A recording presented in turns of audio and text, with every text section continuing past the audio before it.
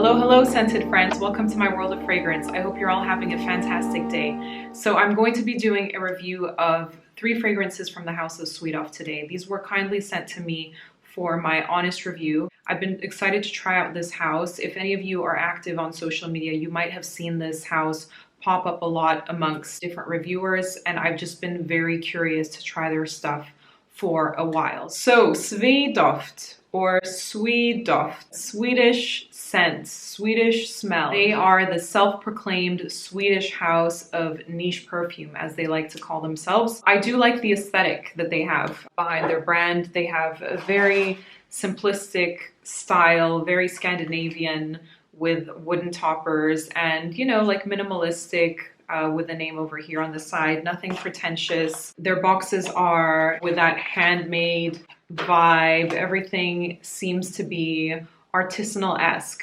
So when it comes to royal satisfaction, they've only listed 3 notes on their website, and that's saffron, patchouli, and agarwood or oud. I will say that all of the SweDoft fragrances that I've tried, because I've gone into a store and tried all of them, they seem to be a light, airy take on more strong fragrances, if you know what I mean. They're very wearable, they seem to be uplifting, and all of them have this kind of underlying SweDoft style, like a little SweDoft whisper to them. So royal satisfaction, I will say, upon trying out this fragrance for the first time, I was immediately reminded of 1899 Hemingway by Histoire de Parfum. This has a noticeable vanilla in it without being very sweet. This still remains to be a masculine style fragrance with a light air to the agarwood that is in the fragrance. This is lightly spicy, gentleman-esque,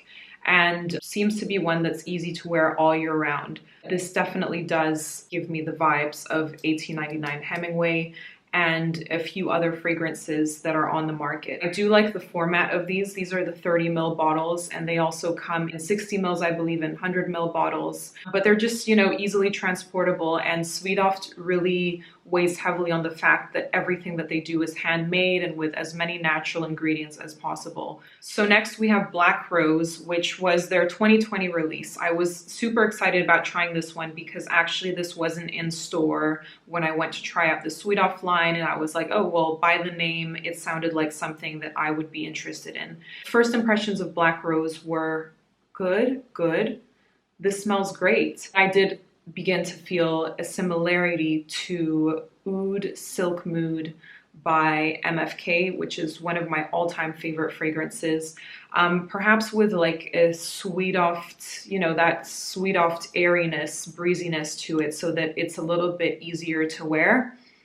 This is definitely metallic-y. It has this metallic-y rose feeling with a sterile oud, so very clean again. Something that I imagine a lot of business people might want to wear, like if you want to make an impression in the boardroom, but definitely a rose that is less dark than the name maybe intends. There is incense in this fragrance according to the notes, but to me this is very clean, you know, it's not like a super incense heavy fragrance. This is also one that you could wear all year round. I would be interested in knowing more about where SweDoft sources their ingredients. Actually, I feel like that would be something that would be, you know, more of a selling point as well. So the last fragrance that I got from SweDoft is Cambodian Oud, and I was probably the most excited to try this one.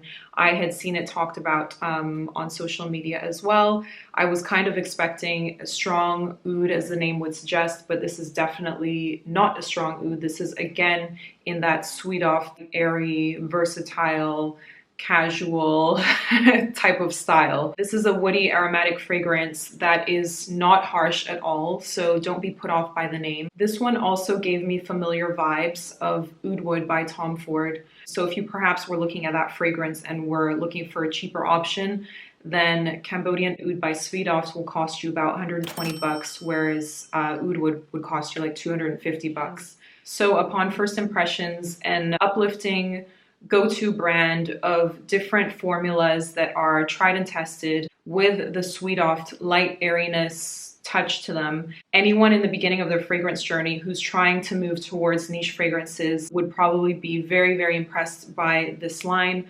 For those of us who have kind of been around the fragrance block, some of these may seem familiar. So if you're looking for hyper creativity or knock you out, you know, super hard hitting fragrances, this is not the line for you. But if you're looking for versatile, tried and tested compositions that you know are going to please, then try out SweDoft from Sweden.